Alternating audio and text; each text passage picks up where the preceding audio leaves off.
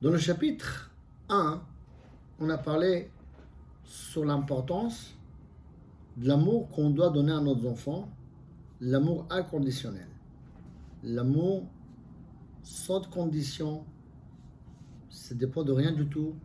On aime nos enfants uniquement parce qu'ils sont nos enfants. J'imagine qu'il y a beaucoup de gens qui pensent tout ça c'est très bien pour les enfants quand ils sont petits, mais quand on arrive à l'âge de l'adolescence, quand on arrive à cet âge-là peut-être à notre époque c'était 18 ans, 19 ans, aujourd'hui ça commence depuis même 10 ans déjà, 10 ans, 11 ans, mais la plupart des cas ça commence après la bar mitzvah ou la bat mitzvah, on va dire 14 ans aujourd'hui. Comment on peut donner cet amour inconditionnel quand les enfants ils sont vraiment, ils ont passé toutes les limites. Ils ont passé toutes les limites, la façon comment on réagit avec nous, le conflit et permanence avec eux. Et comment on peut donner cet amour ils nous essayent et où notre limite par rapport à leur vie spirituelle. Ils font n'importe quoi. Ils veulent sortir. Ils veulent faire plein de choses. Et des fois, et c'est la réalité, on n'a pas la main à maîtriser et à dominer ses enfants. Comment ça peut marcher avec l'amour qu'on doit donner à nos enfants, et aussi comment on doit faire, qu'est-ce qu'on doit faire de cette situation-là qu'il y a un enfant, l'adolescence, je parle même temps, même l'âge un peu plus grand, qu'il arrive l'âge de 18 ans, qu'ils sont vraiment, même juridiquement, on ne peut pas leur maîtriser, on ne peut pas leur demander des choses, et même si on demande, ils ne sont pas obligés à écouter, et ils n'écoutent pas. Il faut qu'est-ce qu'il y a dans leur tête, comment on fait. Pour comprendre cette ligne de l'adolescence, il faut comprendre d'abord c'est quoi cette crise. C'est la fameuse crise que, juste une petite anecdote, un jour je m'occupais d'un enfant, d'un jeune, et, comme bien sûr qu'il avait le problème, il avait un grand conflit avec les parents. Bon, Hachem, doucement, doucement, on a travaillé avec l'enfant. Et à la fin, le père, il m'a dit, et il m'a fait, pour remercier, il m'a fait une bracha, il m'a dit que vous ne voyez plus ce genre de problème. Je lui ai répondu, c'est pas une bracha. Je lui ai répondu, et heureusement que les enfants, ils passent cette crise. Il faut savoir que cette crise, c'est vital pour eux. Mais c'est quoi cette crise? Qu'est-ce qui se passe dans leur tête? Pourquoi ils sont tellement agressifs? Pourquoi ils sont prêts à abandonner tous les gens qui sont proches d'eux? Les parents. Attends, on a élevé nos enfants depuis leur naissance. La maman, elle a supporté l'enfant dans sa ventre 9 mois. Après l'accouchement, et toute la souffrance, et tout ce qu'on a donné à nos enfants, matériellement, spirituellement, et à la fin, on a un sentiment qui crache sur nous. Ils s'en fichent complètement de nous. De rien du tout, il faut des histoires, un conflit tout le temps. C'est quoi ça? C'est quoi cette crise? Qu'est-ce qui se passe dans leur tête? Quoi? C'est déjà des grands. Ils comprennent ça veut dire quoi être ingrat. Ils comprennent qu'il doit avoir un karatatov, qu'il doit avoir une reconnaissance vers nous. Mais qu'est-ce qui se passe? Et le problème, pourquoi on n'arrive pas à gérer ces genres de situations, c'est parce qu'on ne sait pas c'est quoi cette crise. Alors on va essayer, Bezrat Hashem, à expliquer c'est quoi cette crise, qu'est-ce qui se passe dans leur tête, et quand on comprend qu'est-ce qui se passe dans leur tête, alors on peut mieux d'abord à gérer, et on sait mieux quoi faire. Il faut savoir qu'un enfant, depuis sa naissance, et d'une certaine manière, elle est dominée, maîtrisée par l'adulte, par ses parents, à la maison. Ça peut être, depuis qu'il est le petit, on le donne ses habits, on le met à un repas. D'une certaine manière, il n'existe pas. D'une certaine manière, l'enfant, il n'existe pas. Il fait qu'est-ce qu'on le demande, il s'habille avec les habits qu'on le demande, il va aller à l'école que nous on l'a inscrit, etc. Et c'est normal, je ne vais pas dire qu'il faut changer ça, c'est normal, c'est un enfant et c'est nous qu'on est responsable sur lui. Mais l'enfant, d'une certaine manière, elle n'existe pas. Tout ce qu'il fait, c'est nous, c'est les parents, c'est l'adulte. Après, il va à l'école, il doit adapter à ce professeur, à l'école, les règles de l'école, la direction, ses professeurs, ses rabbinim, etc. Un moment dans sa vie, qui va grandir, il va prendre conscience que il va se rencontrer, il va faire une rencontre dans sa vie. Il va prendre conscience que lui, il existe. Et là, il découvre une personne qui s'appelle moi. Bonjour. Ah, j'existe. Ah, je ne savais pas que j'existais jusqu'à aujourd'hui. C'est ça, qu'est-ce qui va passer dans la tête d'un adolescent. Il commence à prendre conscience que lui, il existe. Je suis là, moi. Et là, il va faire une guerre pour défendre cette personne-là qui s'appelle moi. Annie, je suis là, j'ai mon avis, j'ai à quoi dire sur chaque chose, je réagis, et qu'est-ce que je pense que c'est la vérité, et je m'en fous les autres.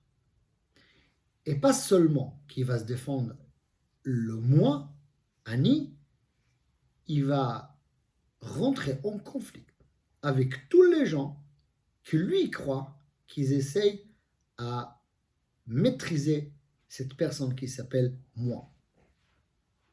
Aux premières qui sont en franc, c'est les parents.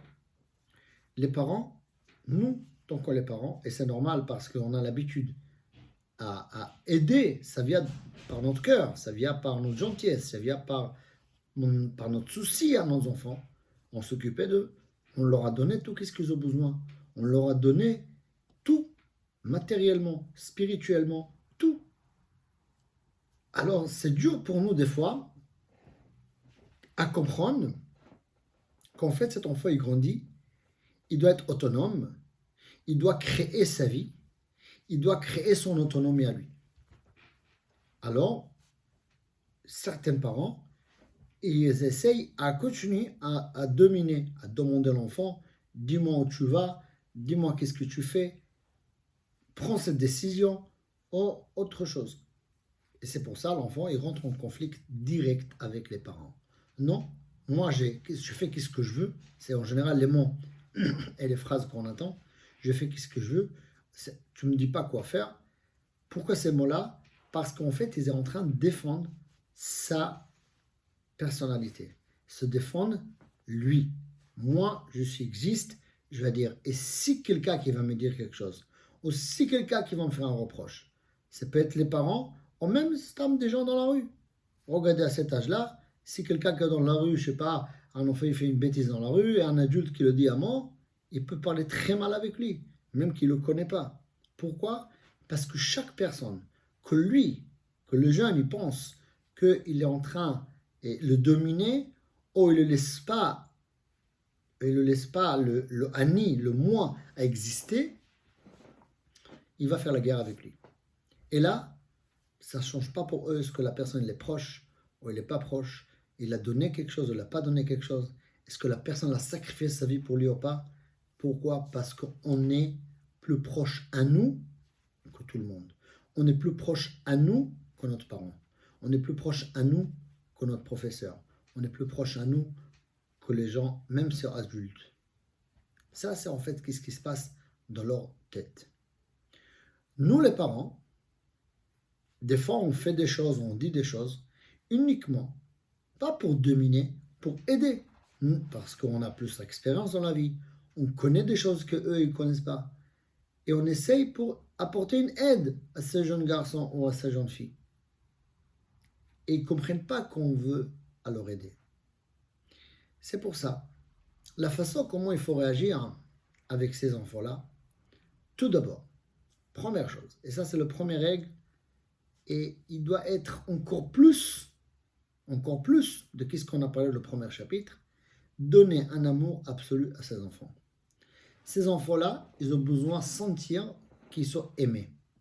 Ils ont besoin de sentir qu'on le respecte, qu'on l'écoute Écouter, c'est pas simplement dis qu'est-ce que tu as à dire. À écouter, c'est à essayer de rentrer dans leur tête, rentrer dans leur place, à essayer de comprendre qu'est-ce qui se traverse. C'est une souffrance morale. D'une certaine manière, c'est une souffrance morale. Je n'ai pas existé jusqu'à aujourd'hui et maintenant j'existe.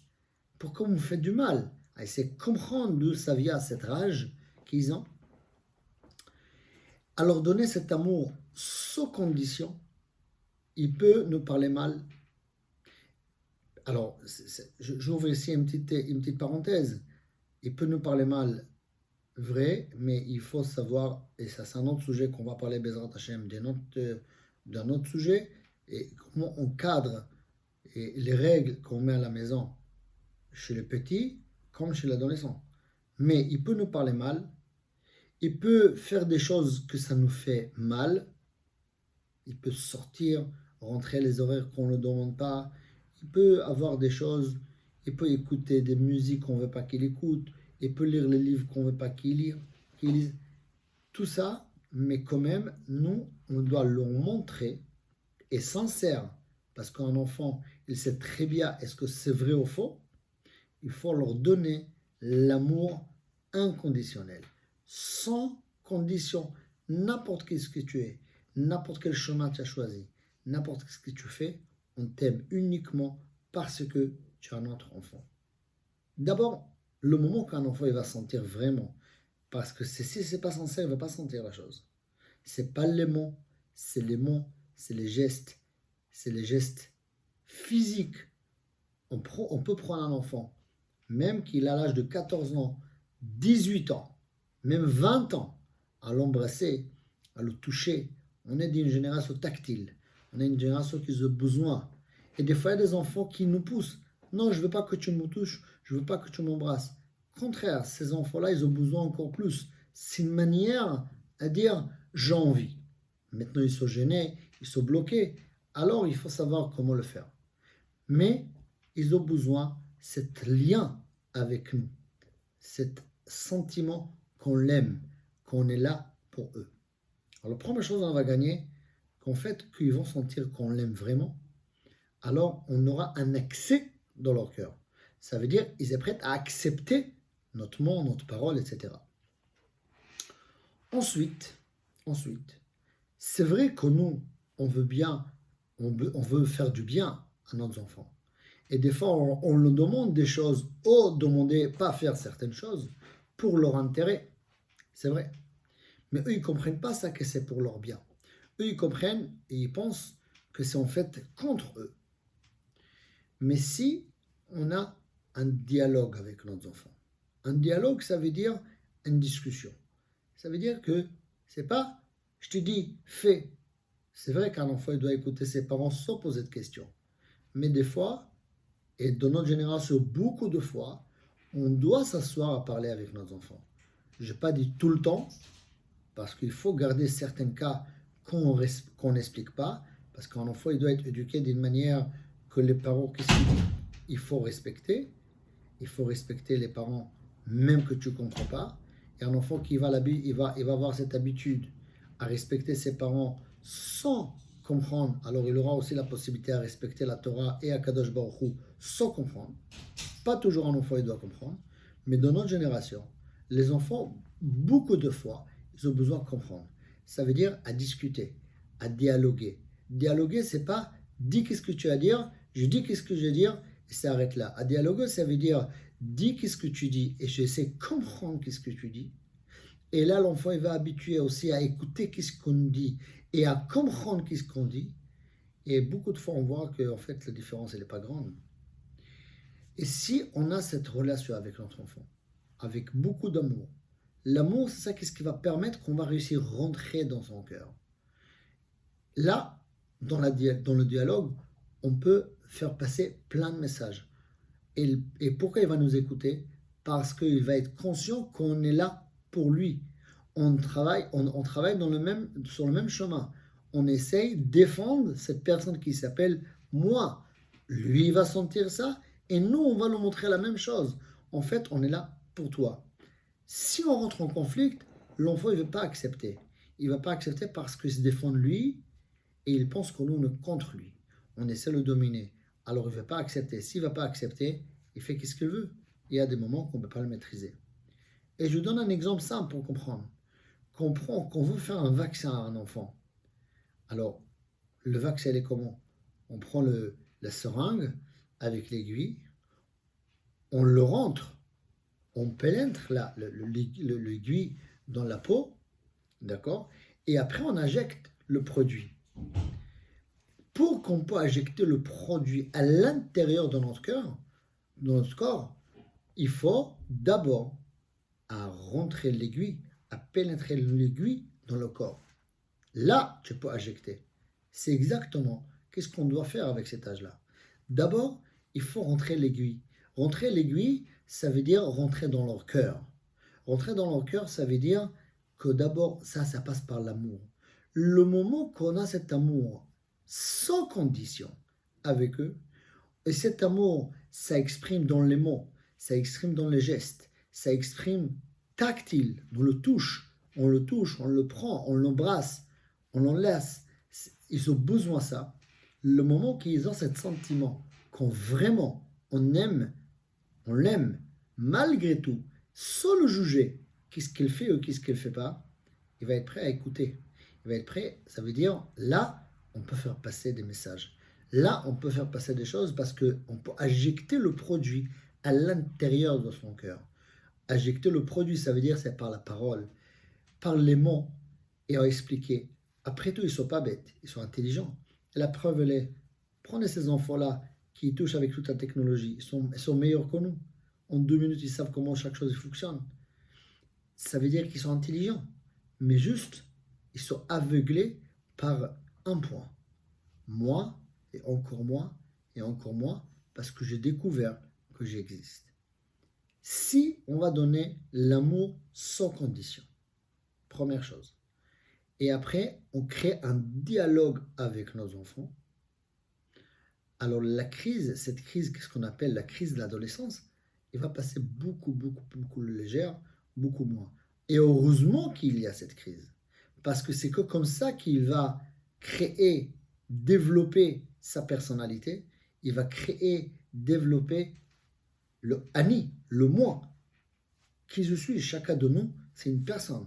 On est une neshama, on a un corps, on a un cerveau et on doit se développer. C'est une partie, le développement de notre vie. Et c'est tellement important parce qu'Akadosh Baruch Hu, si Akadosh Baruch Hu il a mis ça dans la nature, ça veut dire que c'est une partie de le démarche, le processus de l'homme. Il y a la naissance, il y a qui grandit et il y a une partie qui s'appelle l'adolescence. C'est vrai. La Shon Kodesh, on appelle ça l'âge de Tipesh, c'est-à-dire le mot Tipesh, l'âge de bête. C'est vrai. Il faut de folie, il faut des choses bêtes. Mais ils sont inconscients.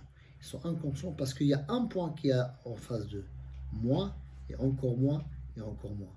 Le moment que je le fais comprendre, par l'amour et par le dialogue, que je suis aussi pour lui, ça veut dire je défends aussi le moi, pas moi à lui, ça veut dire que je le défends, automatiquement il va être prêt à écouter, à accepter, il ne va pas chercher à droite et à gauche, il ne va pas chercher ailleurs. Arrive souvent que ces enfants-là de cet âge, ils sortent à droite et à gauche avec des copains, avec des gens pas toujours que ça nous plaît, pas toujours avec des gens que ça nous fait plaisir qu'on voit nos enfants se promener avec eux. Pourquoi ils vont aller là-bas? Parce que là-bas, ils vont être acceptés. Ils vont être acceptés comment ils sont. Personne ne me demande rendre compte qu'est-ce que j'ai fait, qu'est-ce que je n'ai pas fait.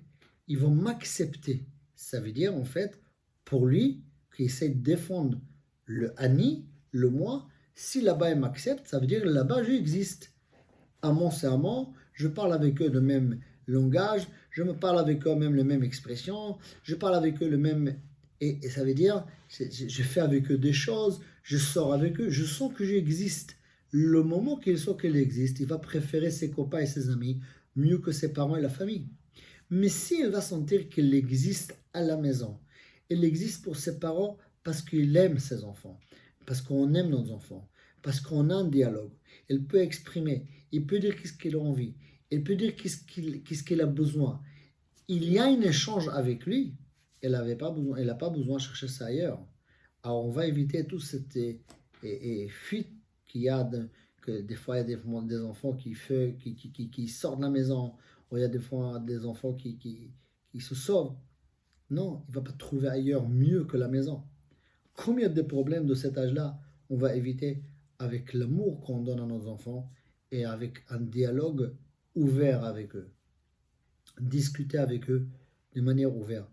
Et le plus important, c'est d'essayer à montrer à ces enfants-là qu'on comprend leur situation, on comprend leur souffrance, on comprend. Et il faut bien mettre à réfléchir à ça.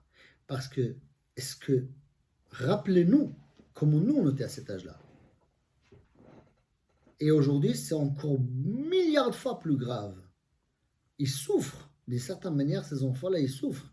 Ils souffrent de ce conflit intérieur qu'ils ont. Et en plus, nous, Baruch Hashem, qu'on est dans le chemin de la Torah, des fois aussi, la vie et Torah, mitzvot, ça fait un conflit avec leur tête, dans leur tête. Faire un conflit avec leur envie, avec leur vie, avec leur envie. Les deux, c'est vrai.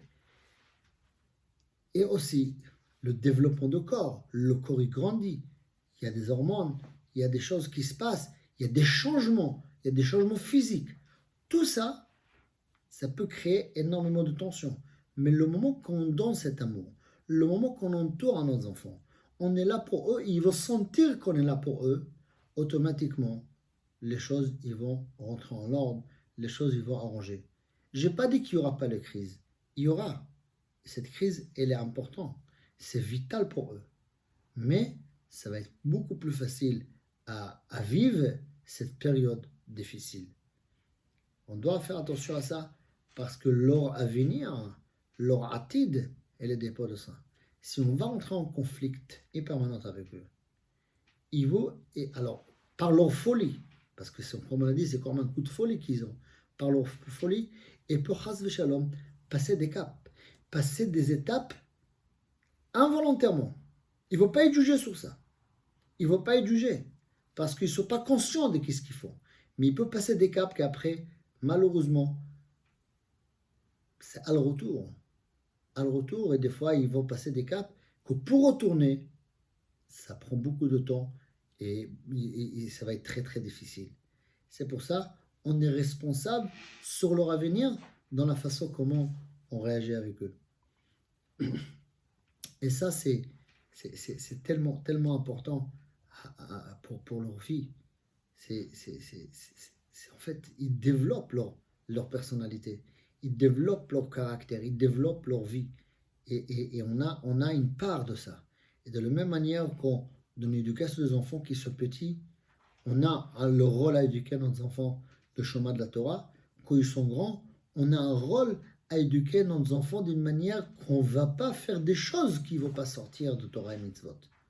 Parce que si on ne fait pas attention à ça, et on rentre avec l'homme conflicté permanent, c'est sûr qu'il ne veut pas rester, et c'est sûr qu'il va dire, je ne veux pas être comme mes parents, je veux changer un chemin, je veux changer une derrière, et Chaz Shalom, les conséquences, il peut être graves. Shemi Azor, bien sûr, comme on a dit toujours, et je vais le répéter tout le temps, les tfilot, il faut prier à Kadosh Baruch Hu, qu'Akadosh Baruch Hu, il ouvre les yeux de ces enfants-là, qu'Akadosh Baruch Hu leur donne les forces à se remonter. Ils traversent des épreuves inimaginables. Aujourd'hui, les épreuves, le monde extérieur, il propose facilement des choses qu'il peut combler une manque. Alors, si on ne le donne pas le manque, s'il n'y aura pas une manque, ils n'ont pas besoin de combler ça à l'extérieur. Mais aujourd'hui, s'il y a un manque, le monde extérieur le propose facilement combler tout le manque, un peu d'affection. Et Chaz Shalom, on peut perdre un enfant comme ça spirituellement. Et c'est pour ça, c'est nous, on donne cet amour. C'est nous, on va leur donner cette affection qu'ils ont besoin. Alors, on peut le garder, on peut l'assurer à côté de nous. Et bien sûr, prier à Kadosh Baruch Hu qui nous donne la force à le faire. C'est pas facile. C'est pas facile. Et si vous me permettez, je vous rajoute un détail. C'est vrai que des fois, là, on a parlé, bon, les choses qu'on doit faire pour que les choses y passent bien. Mais des fois, la situation, elle est déjà pas bien. La situation, elle est déjà difficile. La situation, elle est déjà, il y a une explosion. Il y a des crises. Il faut savoir. Et là, je sais que je vais dire des choses qui vont être dures, mais il n'y a pas une autre solution. Il faut savoir, tant que les parents, on doit fermer notre bouche, pas réagir. Il peut dire des choses, il peut faire des choses, il ne faut pas réagir. La seule chose, on t'aime, on t'adore. C'est tout. Les règles, fixer les règles, et là je parle bien sûr, l'âge un peu plus avancé, je parle de 18 ans et plus. Des règles, c'est pas le moment à fixer. C'était avant. Maintenant, comme j'ai dit, qu'on va faire un cours. Et pour ça, comment on fixe les règles même à un certain âge.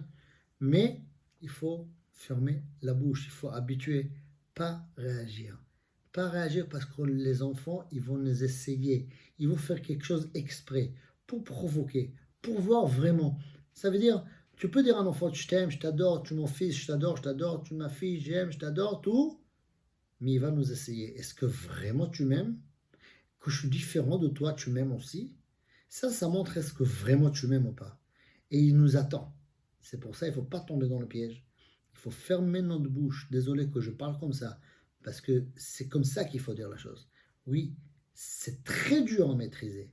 Des fois, il peut faire des choses qui peuvent nous sortir dans nos gants. Il peut nous vraiment énerver. Mais, l'homme matzat titov la gouf et la shtika. L'ishtok, pas réagir. Pas réagir. La seule chose, on t'aime, on t'adore, tu es notre fille, tu es mon fils, on t'aime de tout notre cœur. N'importe qu'est-ce que tu es, c'est pas qu'est-ce que tu es qui fait que notre fils. Tu es d'abord notre fils et c'est tout. Et vous allez voir, ça prend peut-être un peu de temps, mais ils vont revenir. Ils vont revenir vers nous parce qu'ils ont besoin de cette affection. Et le plus important qu'on protège, qu'ils ne cherchent pas à droite et à gauche, parce qu'ils ont tout ce qu'ils ont besoin à la maison. C'est Hachem Yarazor qui nous donne la force à surmonter ces épreuves. C'est une épreuve, l'âge de la naissance, c'est une épreuve pour les parents.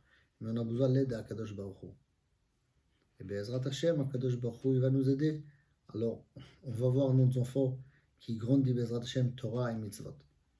Maintenant, on comprend bien pourquoi c'est marqué dans la Gemara que c'est vrai que depuis l'âge de Bar Mitzvah, on va juger l'homme, mais il va être puni après l'âge de 20 ans. Pourquoi après l'âge de 20 ans? Pourquoi la punition c'est après 20 ans, il dit la Gemara? La réponse, parce que jusqu'à l'âge de 20 ans, l'enfant, il n'est pas conscient. C'est un coup de folie. Il n'est pas conscient. Et c'est pour ça, on ne peut pas le punir. Comment on va punir un enfant qui fait quelque chose, ou quelqu'un qui fait quelque chose qu'il a fait ça inconsciemment? Il n'est pas fautif. Mais après l'âge de 20 ans, qu'il devient stable, que son cerveau il est bien développé, là, s'il fait quelque chose, il est responsable. Là, on peut le punir. C'est pour ça que l'Agmara dit qu'en onesh loma anishim depuis jusqu'à l'âge de 20 ans. Moray Rabotai, tellement important, et spécialement dans notre génération.